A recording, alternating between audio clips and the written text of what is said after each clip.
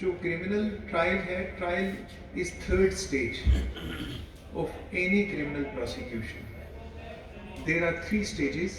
I am talking about normal procedure of trial. There are exceptions to it as well. There are three stages normally pertaining to any criminal matter. First is investigation stage, second is inquiry stage, and third is trial. This is different in FIA cases. अगर FIA में there is some application or complaint against any public servant, तो उसके लिए as per FIA Inquiry and Investigation Rules 2002 पहले inquiry होगी, उसके बाद जो है वो इन्वेस्टिगेशन स्टार्ट होगी. लेकिन normally I am talking about code of criminal procedure.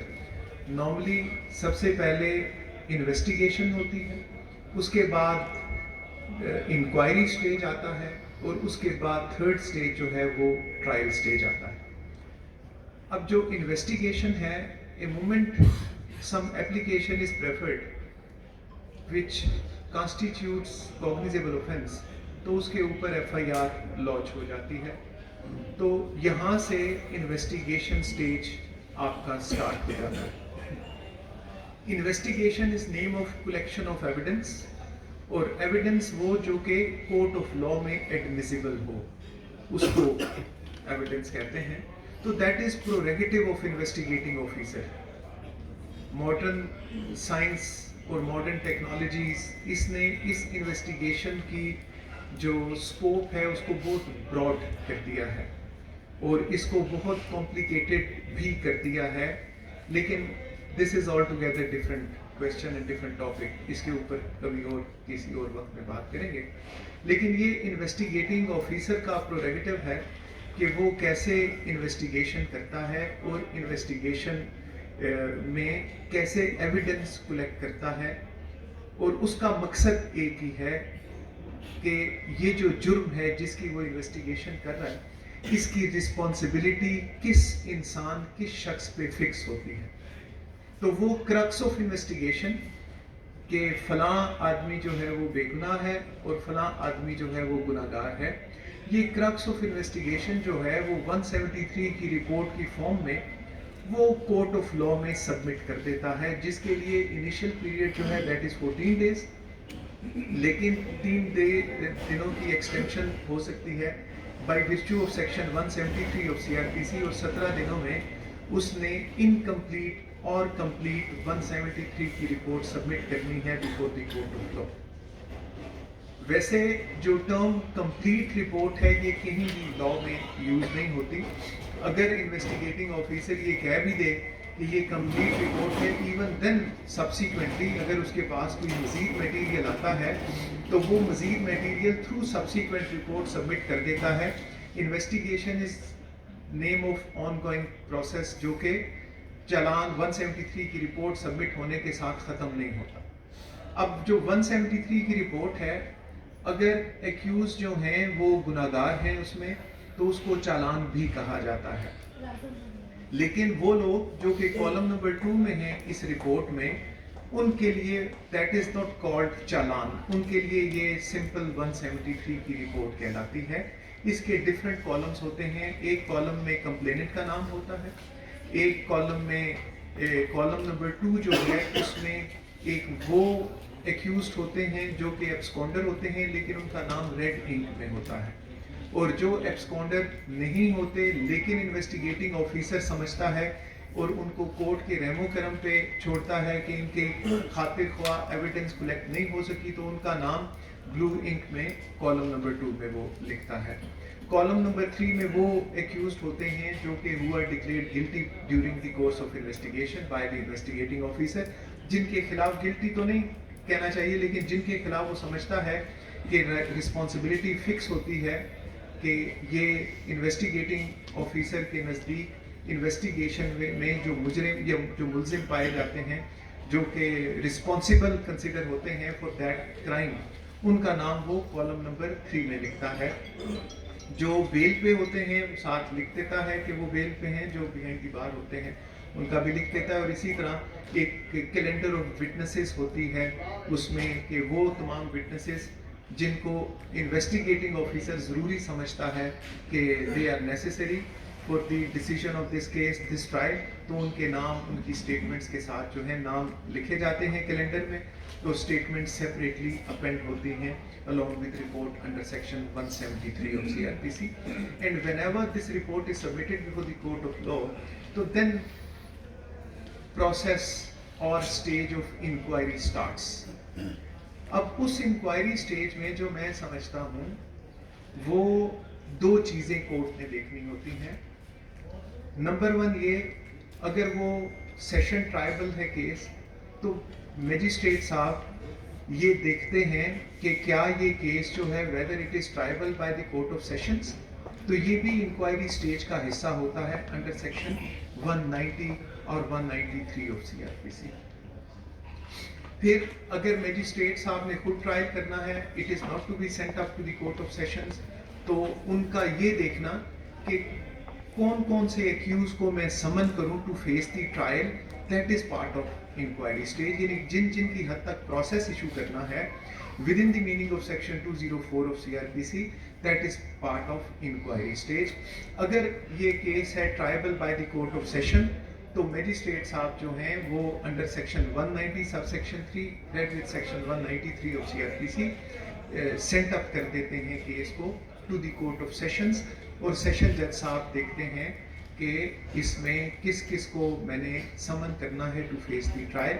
यहाँ पे ये भी एक देयर आर मैनी जजमेंट्स के it is the duty of the magistrate कि जितने भी एक्यूज्ड हैं जो कि कॉलम नंबर 3 में हैं उनकी अटेंडेंस को प्रोक्योर करें, और उनकी अटेंडेंस को प्रोक्योर करने के बाद जो है वो अगर कोई नहीं आता तो उनकी हद तक जो है वो उनको प्रोसीडिंग्स 87 की इनिशिएट करके कंप्लीट फाइल जो है that is to be sent up to the court of sessions, तो ये भी मजिस्ट्रेट साहब ने करना होता है। तो अब जब सेशन कोर्ट में केस आ जाता है, मैटर सेंट अप हो जाता है, क्योंकि directly session court can not take cognizance of any offence, और ये जनरल लॉ है, तो सेशन जज साहब जो है डायरेक्ट कॉग्निजेंस नहीं ले सकते, that is illegality which is sufficient to vitiate the trial.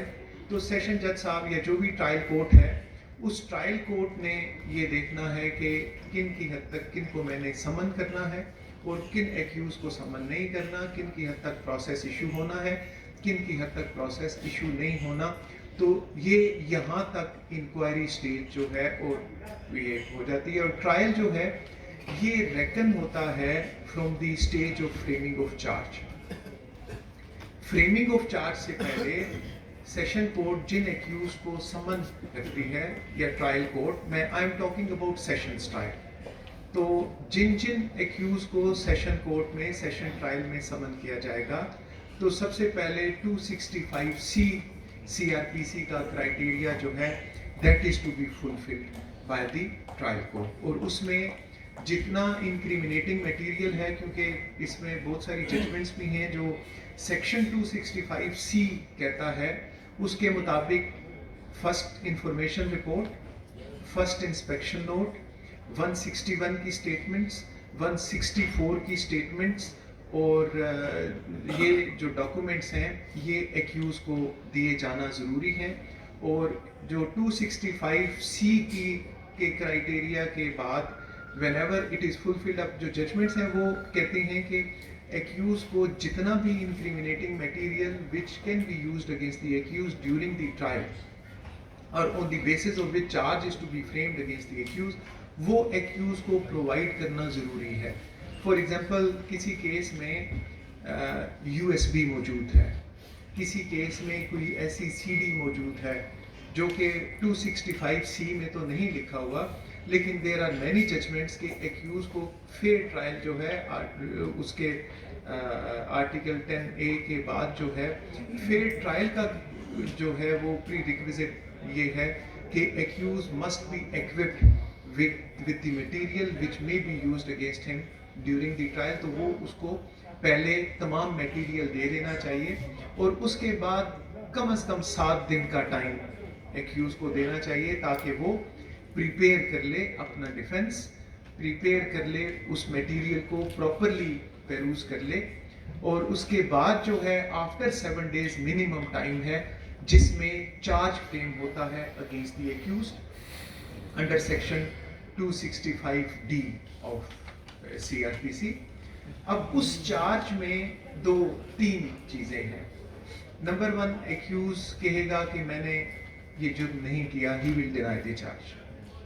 Number 2, he can accept the charge, he can plead guilty before the court. Guilty plead ہو سکتی ہے.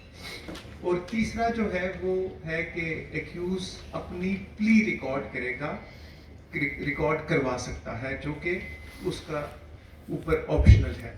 Usually when ever charge is frame, ہمارے ہاں پلی of accused کے حوالے سے کوئی separate proceedings نہیں ہوتی یا نہیں پوچھا جاتا کہ کیا تم اپنی کوئی پلی ریکارڈ کروانا چاہتے ہو کہ نہیں.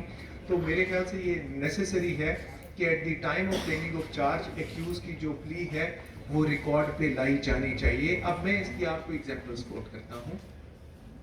ایک ایکیوز ہے who not only deny the charge بلکہ وہ پلی بھی اپنی ریکارڈ کرواتا ہے کہ میں تو اس وقت اس ملک میں ہی موجود نہیں تھا, یا میں اس وقت نشے کی حالت میں تھا, یا میں اس وقت فلاں اسٹیٹ آف مائنڈ میں تھا.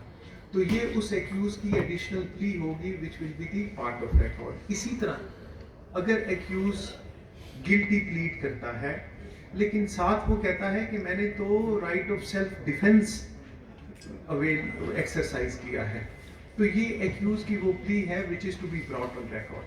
لیکن اس کے ساتھ ساتھ law is too vigilant regarding rights of the accused. اگر accused guilty plead کر بھی لے تو تب بھی یہ کورٹ کے اوپر لازم نہیں ہے کہ اس کو on the basis of his own plea اس کو سزا دے دے. ایون دین کیپٹل چارجز میں جہاں پہ فار ایگزامپل مرڈر کیس ہو گیا جہاں پہ ڈیتھ سینٹینس پرووائڈڈ ہے, کوئی ایکیوز اگر چاہے وہ سفیشینٹ مٹیریل بھی موجود ہو اور ایکیوز گلٹی پلیڈ بھی کر لے, ایون دین جو سپیریئر کورٹس ہیں اس کی بیسس پہ جو کنوکشن ہے اس کو اکثر سیٹ اسائڈ کر دیتے ہیں کہ اس میں ٹرائل ہونا چاہیے کیونکہ پروسیکیوشن نے کیس کو ثابت کرنا ہے. تو وہ اس چیز کو اپریشیٹ سپیریئر کورٹس نہیں کرتی کہ پلی آف ایکیوز کے اوپر ہی سمپلیسٹر اس کو سزا دے دی جائے, کیونکہ ہمارے ہاں بہت سے عوامل ہوتے ہیں جو کہ which may force the accused to plead guilty. تو اس وجہ سے جو ہیں superior courts always appreciate the trials on merits. تو یہ ضروری نہیں ہے کہ اگر accused guilty plead کرے گا تو کورٹ نے لازماً اس کو سزا دینی ہے. word may has been used. اب اگر کورٹ گلٹی پلی آف ایکیوز اس پہ جو ہے اس کو کنوکٹ نہیں کرتی, یا ایکیوز جو ہے وہ چارج کو ڈینائی کرتا ہے, تو اس صورت میں پھر سٹارٹ ہوتا ہے ایویڈنس آف پروسیکیوشن سٹارٹ ہوتی ہے, جس میں انڈر سیکشن 265F جو کہ پروسیکیوشن کے لیے بہت زیادہ اسٹرانگ پروویژن ہے. ہم یوزلی 540 CRPC کو انفورس کرتے ہیں, 265F CRPC کو نہیں کرتے. تو 265F جو ہے وہ پروسیکیوشن کے لیے that is very important provision. اس میں وہ تمام وٹنسز جو کہ کیلنڈر میں ہوں, وہ تمام witnesses who are acquainted with the facts of the case اور جن کو پروسیکیوشن ایگزامن کروانا چاہتی ہے, اس میں کیلنڈر آف وٹنسز کا نام نہیں ہے, تو وہ پروسیکیوشن کا رائٹ ہے اور کورٹ کو باؤنڈ کیا ہوا ہے کہ پروسیکیوشن جس کا کہے گی court shall summon those witnesses to appear before the court and to make statement. جن کی اسٹیٹمنٹ پہ ڈیفینس کو رائٹ دیا جائے گا to cross examine those witnesses. اور اس کے بعد جو ہے جب پروسیکیوشن اپنی ایویڈنس کمپلیٹلی ایگزاسٹ پروسیکیوشن نے کر لی, اس کے بعد جو ہے prosecution will close its evidence. اب اس ان بٹوین جو ہے prosecution while invoking 265F read with section 540 of CRPC کوئی نئے وٹنسز بھی لا سکتی ہے کہ, لیکن اس کے لیے پروسیکیوشن نے ایک چیز کو سبسٹینشیٹ کرنا ہے before the court of law, اور وہ یہ ہے کہ evidence of set witness is essential to the just decision of the case, and it is not meant for fulfillment of lapses in prosecution case. تو یہ criteria اگر prosecution meet کر لیتی ہے تو they can adduce the evidence of any witness before the court of law, and after closure of prosecution evidence accused کی statement record ہوتی ہے under section 342 of CRPC. وہ جو 342 کی statement ہے اس میں یہ نیسیسری ہے کہ جتنا بھی انکریمنیٹنگ میٹیریل پروسیکیوشن نے کلیکٹ کیا ہے یا ریکارڈ کے اوپر لے کے آئی ہے پروسیکیوشن، وہ ایکیوز کو پٹ کرنا ضروری ہے تاکہ ایکیوز کا ورژن یا ایکیوز کا جو پوائنٹ آف ویو ہے وہ لیا جا سکے. وہ میٹیریل جو کہ ایکیوز کو پٹ نہ کیا گیا ہو during 342 of CRPC، that is serious illegality, وہ ایکیوز کے خلاف جو ہے وہ یوز نہیں کیا جا سکتا جب تک ایکیوز کو وہ پٹ نہ کیا جائے اور اس کا پوائنٹ آف ویو نہ لیا جائے. ان 342 اسٹیٹمنٹ ایکیوز کو سے پوچھا جاتا ہے کہ کیا انڈر سیکشن 340 سب سیکشن 2 اپنی ہی سپورٹ میں تم ایز اے وٹنس آنا چاہتے ہو. اگر ایکیوز آپٹ کرے کہ وہ اپنے حق میں خود گواہی دے گا تو پھر ایکیوز کی اسٹیٹمنٹ ریکارڈ ہوتی ہے آن اوتھ اور پروسیکیوشن کو اپرچونٹی دی جاتی ہے کہ وہ ایکیوز کو کراس ایگزامن کرے. اس کے علاوہ ایکیوز میں سے نو، اور اس کا نو کہنا جو ہے وہ اس کے خلاف استعمال نہیں ہوتا. اسی طرح ایکیوز سے یہ پوچھا جاتا ہے کہ کیا وہ اپنے حق میں کوئی اور، اگر خود تو ایز اے وٹنس پیش نہیں ہونا چاہتا ایکیوز، لیکن وہ کیا کسی اور کو اپنے حق میں ایز اے گواہ پیش کرنا چاہتا ہے، تو ایکیوز اگر پیش کرنا چاہے کسی اور بندے کو ایز اے وٹنس تو ایکیوز کے پاس یہ رائٹ ہے اور کورٹ جو ہے وہ پروسیس ایشو کرتی ہے. لیکن اگر کورٹ یہ سمجھے کہ پروسیکیوشن یا ایکیوز کسی ایسے وٹنس کو ایگزامن کروانا چاہتے ہیں جس کا مقصد جو ہے فیئر ٹرائل نہیں ہے، just decision of the case نہیں ہے اور just to prolong the trial ہے، کیس میں کورٹ میں opt not to summon that person as a witness. تو یہ کوئی انبریڈلڈ رائٹ نہیں ہے. اس میں جو آبجیکشن جو دوسری پارٹی ہے وہ آبجیکشن کر سکتی ہے کہ اس میں پروسیکیوشن یا ایکیوز جو ہے وہ ٹرائل کو پرولونگ کرنا چاہتے ہیں اور یہ جو وٹنس ہے it is not necessary for the to achieve the ends of justice. تو ان دیٹ ایونچویلٹی اگر کورٹ سمجھے تو کورٹ میں refuse to summon that person as a witness. تو آفٹر کمپلیشن آف 342 دو چیزیں ہوتی ہیں. اگر ایکیوز اپنے حق میں ایویڈنس پیش نہیں کرتا، I am not talking about documentary evidence, accused 340 sub section 2 میں خود نہیں آتا یا کوئی ڈیفینس وٹنسز پیش نہیں کرتا، تو پھر پروسیکیوشن جو ہے وہ کورٹ کو اوپن کرتے ہیں بیفور دی کورٹ اور ایکیوز جو ہے وہ ریبٹ کرتا ہے جو پروسیکیوشن کے جو بھی آرگومنٹس ہیں. اور اگر ایکیوز جو ہے وہ 340 سب سیکشن 2 میں یا اپنے کوئی ڈیفینس میں وٹنسز پیش کرے تو جو کیس اوپن کیا جاتا ہے وہ ایکیوز کی طرف سے، that is to be open by the accused, اور جو پروسیکیوشن ہے وہ اس کا رپلائی کرتی ہے before the court of law. اور اس کے بعد جو ہے ججمنٹ اناؤنس ہوتی ہے جو کہ اس میں اگر ججمنٹ آف کنوکشن ہے تو کورٹ جو ہے اٹ از انکمبنٹ کہ ایکیوز کی اٹینڈنس کو انشور کیا جائے، اور اگر وہ ججمنٹ آف ایکویٹل ہے تو اس کے لیے ایکیوز کو بلانا جو ہے وہ ضروری نہیں ہے، اس کی ایبسنس میں بھی وہ ججمنٹ اناؤنس کی جا سکتی ہے. لیکن ساتھ ہی سیم سیکشن یہ کہتا ہے کہ صرف کوئی ججمنٹ، اگر ایکیوز جو ہے اس نے ٹرائل میں پارٹیسپیٹ کر لیا لیکن at the time of announcement of judgement he is not appearing before the court, تو وہ ججمنٹ صرف اس وجہ سے انویلڈ نہیں ہوگی کہ it was announced in absence of the accused.